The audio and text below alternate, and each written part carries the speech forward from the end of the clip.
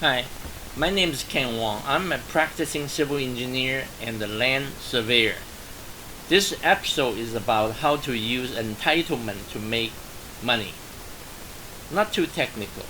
Anybody who wants to invest should consider using it. This is what my slogan, enriching your coffer with knowledge, means. First, I explain what entitlement is. I use an example. You can use your home if suitable for entitlement, or buy a property, then design and work on building permit. When the permit is ready, you have increased the value of the property. This process is called entitlement. Recently, I met a young man. He and his wife saved money ready to buy a duplex, which is a great idea. However, duplex units are expensive.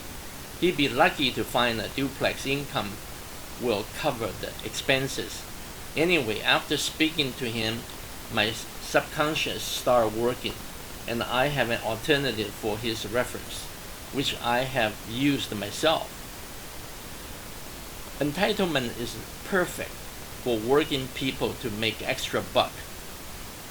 In this slide, there are comparisons between the entitlement and the buy and hold.